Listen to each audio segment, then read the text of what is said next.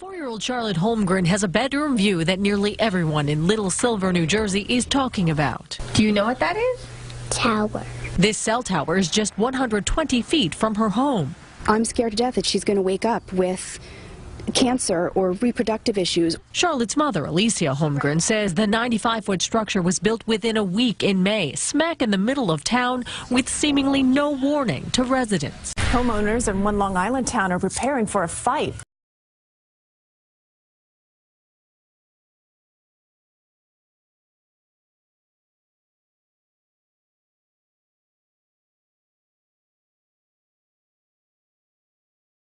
Two dozen cell phone repeaters installed in front of their homes. It was done legally, but residents say they were never told that it was happening. CBS 2's Carolyn Gussoff reports now from Woodbury. The view from Denise Tufano's Woodbury home abruptly changed last month, towering on her front lawn a cell phone repeater.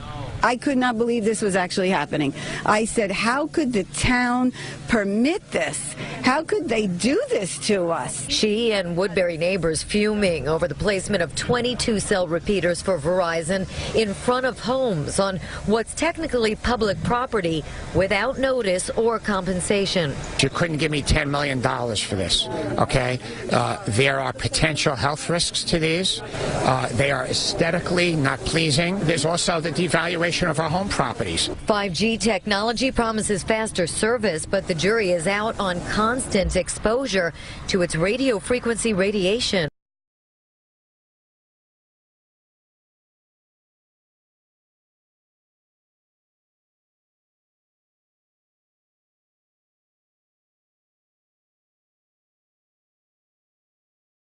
.5G technology promises faster service, but the jury is out on constant exposure to its radio frequency radiation. Your cell phone you use, you put down. Microwave you use, you stop. This is constant bombardment, and we don't know what is the long-term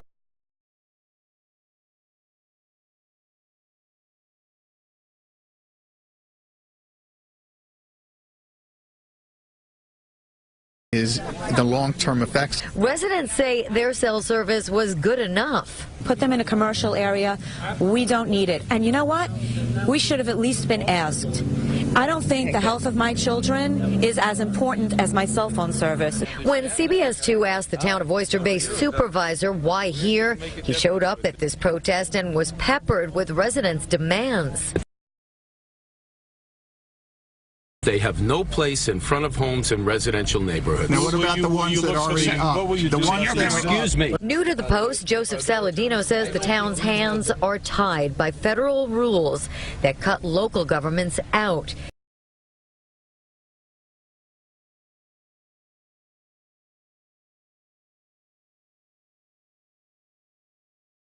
Town Supervisor Saladino vows to do everything in his power to get these taken down and prevent new ones from going up in front of homes.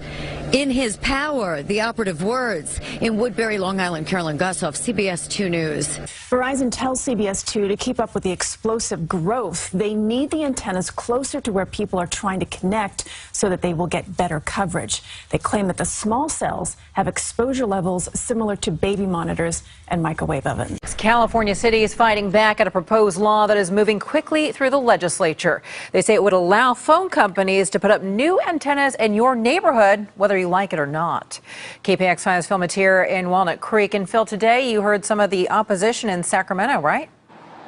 That's right, and a lot of it is based on what you see around us here in Walnut Creek. You're walking down the street in the downtown of your little town, and you maybe one day will look up at a street lamp like this, and sitting on top of it is something totally unexpected, a cell phone antenna. Here's the story. 5G wireless has the potential to be a game changer. But to pave the way for that game change, telecom companies need to put up between 30,000 and 50,000 of these small cell antennas, including several likely in your town over the next 5 years, but with only limited local say. Local neighborhoods would be seeing something the size of a refrigerator showing up on a street pole, and they could say nothing to stop it. A library, a school. On traffic signals, on light poles. This would give the companies free rein to install these small cells on any public infrastructure, and we would have no ability to say no. We're also talking about an industry that is a big player in California politics. In the 2016 election cycle, telecommunication companies contribute over $3 million to both California Democrats and Republicans that are now deciding on this bill, which, by the way, shot through committee on a 6-1 vote with 2 abstentions. It's going to be a tug of war, but it looks like they're going to win, so it's only a matter of time when we're going to be seeing these. By the way, you'll be able to check it all out on the internet because they're going to make that faster as well. In Walnut Creek, Phil Matier, KPIX5. Back to you guys. Hi, this is John in Los Angeles. It's October 22nd, 2017, about 10 o'clock in the morning, and I'm at a park in Dominguez, California here. That was a little religious ceremony they got going down there. So I'm looking around the park, and I'm looking at this. Look at this. This is a microwave cell tower, guys, right out in the open, where anybody can walk up to it. People are being hit by it that are playing in the park and all this stuff. And I'm gonna show you the signs here, wide open. Look at this. You can freeze frame the video if you want to read some of this. I won't stay on it too long, but just take a look at this. Look at this. Yeah, you really want to salute this. They're microwaving the piss out of us all, and they're disguising it as this. This is what they do. They put the flag on things so you trust it. Well, I don't trust it, all right? Put the flag on things so you trust it.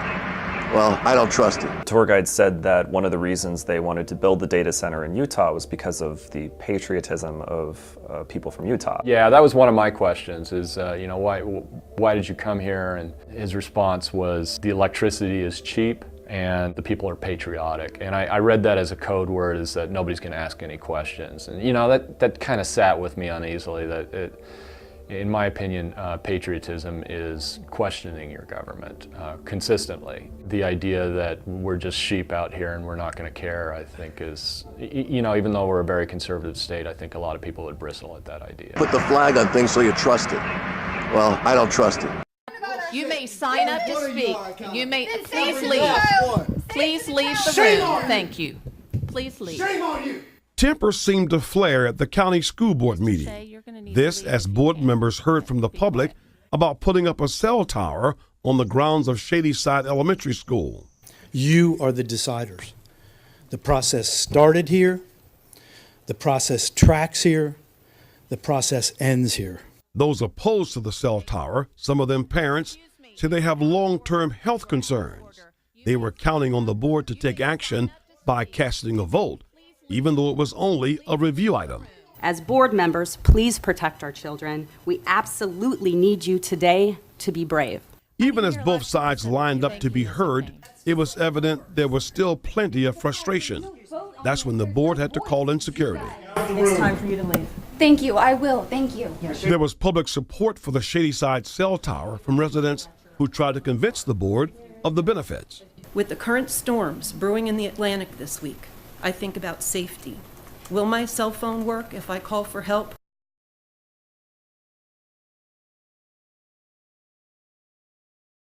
I think about safety. Will my cell phone work if I call for help or try to let my family know that I'm okay?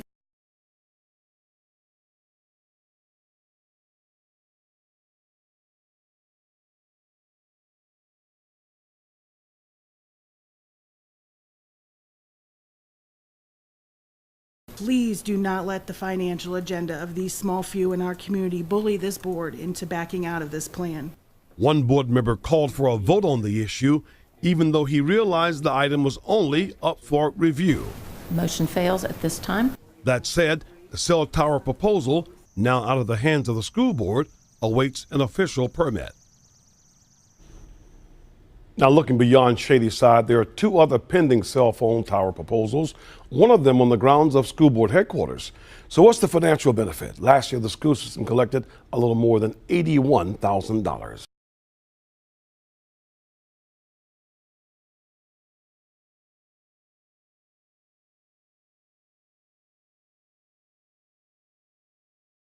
Live in the studio, Tim Tootin, WBAL, TV 11 News. Of all the places in Shadyside, why are you trying to put a cell phone tower in my kid's playground? There's like 1,000 7 other places you can put a cell phone tower. This is ground zero for the best possible opportunity to create. I understand, but the point I'm making is this. You're asking why I can't go somewhere else, right? You're asking why can't I go like a mile away or 2 miles away? The answer is this is the best place to fill the hole in the network.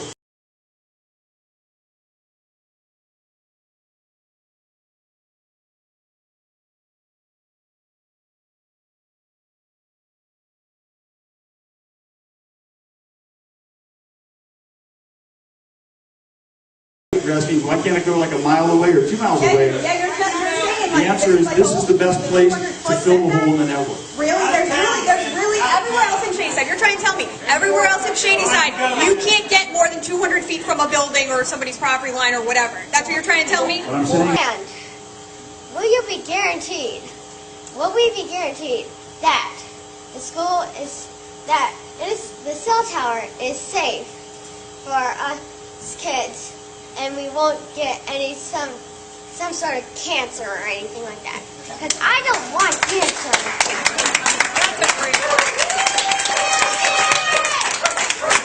Can I ask what grade you're in? What? What grade are you in? 5th. You're in 5th grade. Yeah. Okay. Going into 5th. When my son was 9 years old, in the 3rd grade, he was diagnosed with leukemia. He went to a school where there was a cell tower within 300 or 400 feet from his elementary school, his Forest Hill Elementary School in Fairfax County. So if there's anyone that can understand your concern, it's me. Because I'm a parent of a child who had cancer and survived cancer. And I can tell you that there is no credible evidence to demonstrate that my son got cancer from that cell tower.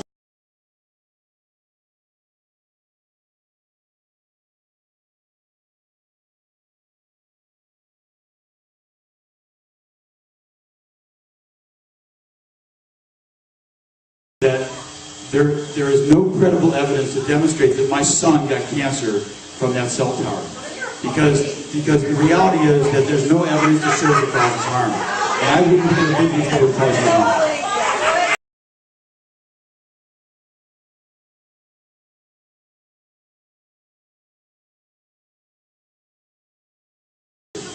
And I can tell you that there is no credible evidence to demonstrate that my son got cancer from that cell tower.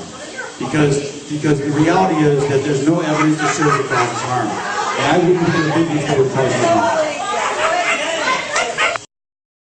Verizon cell tower will go up in Appleton. A judge ruled in favor of the company last week, but the city of Appleton and nearby neighbors are not happy with that decision. Fox 11's Alexa Santos has this Fox 11 follow-up. It just doesn't belong there. Neighbors near a proposed Verizon cell tower in Appleton are disappointed with a judge's decision to allow the company to build. At the end of the day, nobody should be allowed to build a cell tower that close to a residential area. The city of Appleton tried to stop it. The Common Council denied the permit for constructing the tower because of concerns from neighbors about safety and loss of property values. They came forward and they really laid out their case. It was a pretty powerful case. So council said, no. See what happens. We'll take our chances. In August, Verizon sued the city of Appleton over that decision.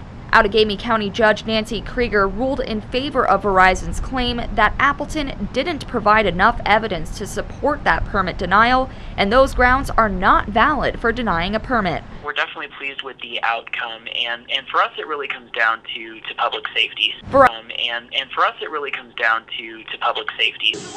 And I can tell you that there is no credible evidence to demonstrate that my son got cancer from that cell tower. Because the reality is that there's no evidence to show that that was harm. And I wouldn't be the big that would cause harm. And for us it really comes down to public safety. Verizon says it wanted to fill in gaps in coverage in the Appleton area and also make sure people could use their phones in case of an emergency. I think about safety. Will my cell phone work if I call for help or try to let my family know that I'm okay? People living near St. Joseph's Church on Green Bay's south side are voicing their concerns, protesting this morning against a cell phone tower that will be built on church grounds. Protesters of this tower say there are several reasons they do not want the tower to be built there, including what they say are health risks, lowering the value of their property, and messing with televisions and radios on their homes. A staff member of the Quad Parishes told us some of the reasons the church agreed to having the cell phone tower on its property, including financial benefits. Provide better cell phone coverage. And nowadays, everybody has a cell phone. So that's one of the main things. It will be an evangelization tool for us. It's going to be a clock tower, and it will have our church name on all four sides, a cross on the top lit up so that people will know that there's a church here. It's a terrible location to put up a 140-foot tall cell phone tower. Willoughby Hills residents like Dan Valerian say they were stunned to learn their mayor approved a massive cell tower to be built here at this location on River Road without them even knowing it. A location residents say is all wrong. The beauty of the Chagrin Valley on one side, residential areas all around you, a historic cemetery, a historic building, and you're just going to wedge this thing right in the middle of all that? And some Willoughby Hills council members say the mayor broke the law by approving the project. And to find out that the mayor had signed it months before the first meeting was held, I think that's just wrong. And frankly, at our December meeting, we asked the mayor, not once but twice, did you sign any agreement with Verizon or the representatives? He said no both times. Did you sign this lease without consulting residents? Yes, I did. Did you sign this lease without consulting residents? Yes, I did. Mayor Robert Weger admitted he approved the project without talking to residents, but told me City Council was in on the deal. A deal that could have Willoughby Hills facing a lawsuit if it doesn't follow through. It's got to go through 2 readings at the Planning Commission, and that hasn't happened yet. Reporting here in Willoughby Hills, I'm News 5 investigator Joe Paganakis. Residents in one of El Paso's oldest neighborhoods are speaking out against a proposed cell phone tower. KFOX 14 News at 9's Megan Lopez attended a Sunset Heights community meeting tonight to find out why they're so opposed to it. She joins us live in the studio to explain why residents say they don't want the tower. Megan. Robert, people who live in the Sunset Heights Historic District say the 60-foot tall tower will be an eyesore. They say it doesn't belong in their community. The president of the Sunset Heights Neighborhood Improvement Association, Cito Negron, says the tower and the city is currently considering whether it wants to let Crown Castle build that tower for Verizon Wireless. These are some artistic renderings of what that tower could look like. Negron says that the company offered designs that would look like a boutonniere structure to disguise the tower so it would resemble a UTEP design. But some of the residents I spoke with tonight say that's not enough. Now, they talked about disguising it to look like a UTEP tower, you know?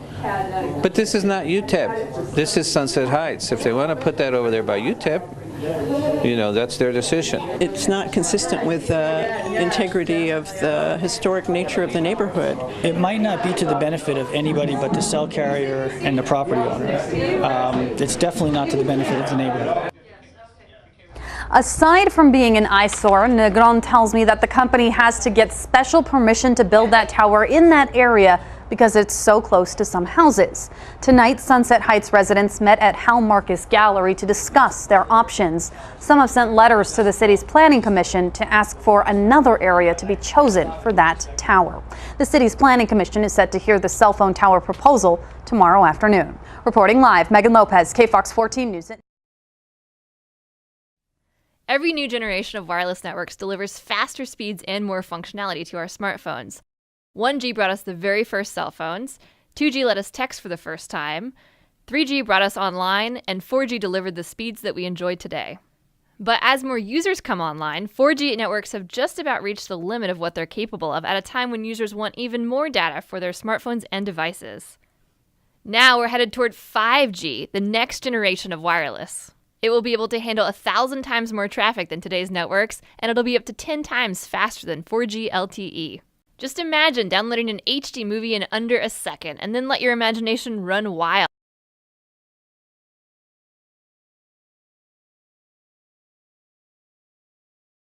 world. 5G will be the foundation for virtual reality, autonomous driving, the Internet of Things, and stuff we can't even yet imagine.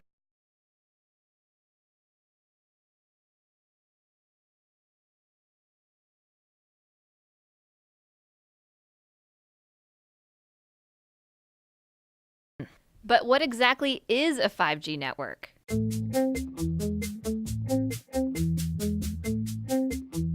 The truth is, experts can't tell us what 5G actually is because they don't even know yet.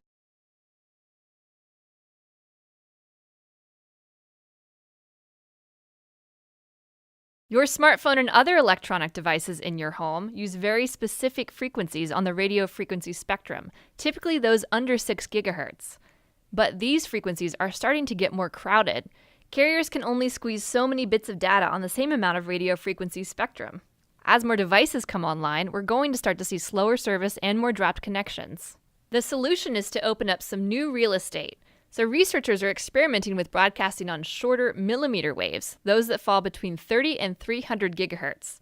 This section of spectrum has never been used before for mobile devices, and opening it up means more bandwidth for everyone. But there is a catch. Millimeter waves can't travel well through buildings or other obstacles, and they tend to be absorbed by plants and rain. To get around this problem, we'll need technology number 2, small cell networks. Today's wireless networks rely on large, high-powered cell towers to broadcast their signals over long distances. But remember, higher frequency millimeter waves have a harder time traveling through obstacles, which means if you move behind one, you lose your signal. Small cell networks would solve that problem, using thousands of low-power mini base stations. These base stations would be much closer together than traditional towers, forming a sort of relay team to transmit signals around obstacles. We know people are already getting sick from the lower frequencies, and we expect, that is our scientists expect, that these higher, ultra-high frequency microwaves are going to bring people to disease quicker and in a more intense form. The other problem with 5G technology is these microwaves are very short. So our old microwaves were about 2.5 to 3 feet long. These are now about 1 inch to ½ an inch long. And they don't travel very well. So they're going to have to put a little cell tower transmitter in front of about every 2 to 10 homes. Now this is a big problem because we know that cancer rates around regular cell towers are about 3 or 4 times what they normally should be. We also know that there's neurological symptoms that increase as you get closer and closer to a cell tower. Now these new transmitters are going to be placed close to people's homes. It's going to be continuous exposure as with other cell towers, but it'll be emitting a much more higher frequency, high intensity wireless radiation. From documents dating back into the early 80s, we see that the military had discussed the possibilities of mind control through radio frequency energy. The possibility is there. The military has studied it. A 1982 Air Force report called radio frequency energy a major new research initiative and said that RF can, quote, disrupt normal purposeful behavior. A 1987 military report called for more research on RF energy as a non-lethal weapon, while pointing out that most of the existing technology is classified. And sure enough, in 1993, there was a big conference at Johns Hopkins University. Here, the entire conference was classified. But the agenda wasn't, and weapons using extremely low radio frequencies, or ELFs, were listed as a very attractive option. This document from Maxwell Air Force Base lays out the use of electromagnetic weapons technologies for debilitating human beings. Using electromagnetic warfare against human beings, you can cause disease, you can cause hysteria, or you can cause passivity for population control. Extremely low frequencies affect us because they are the same frequencies that our brains output. And when they're in the environment around us, our brains try to entrain to them. So our brains try to mimic those signals. And if those signals are not good ones for our behavior, then we can fall apart. We can behave differently. We could get sick. We could feel very stressed and not know why. Ever learn how to electronically stroke the ionosphere, this layer that begins about 30 miles above the Earth's surface that's electrically charged? If we could ever figure out how to electronically stroke it, he said, to get it to send a signal back to the Earth, we could affect the behavior of people over huge geographic areas on a hemispheric basis. And it wouldn't affect everyone. It would affect 70 or 80% of the population is what they more or less figured. But this was a technology that didn't exist in 1969. Suppose you generate a field that produces fear, fundamental fear, in large numbers of people. And then over the television, more traditional ways, you say, The reason we're having this fear is because of this particular group. And now you start to move the population believing in a direction that you wish. To influence 250 million people, the equivalent of the entire population of the United States, may not be that difficult. According to Dr. Persinger, we already have the technology. Well, it's a never-ending battle, preserving history as growth swallows it up. People living in historic Raleigh neighborhoods are worried about cell phone towers going up in their area.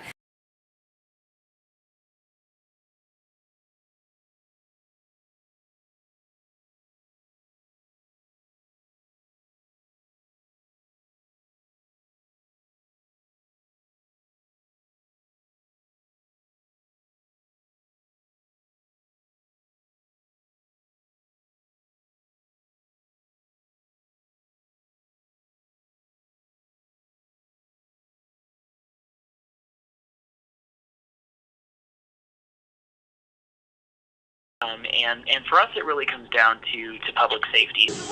And I can tell you that there is no credible evidence to demonstrate that my son got cancer from that cell tower, because the reality is that there's no evidence to show the cause harm. And I wouldn't have been before causing harm.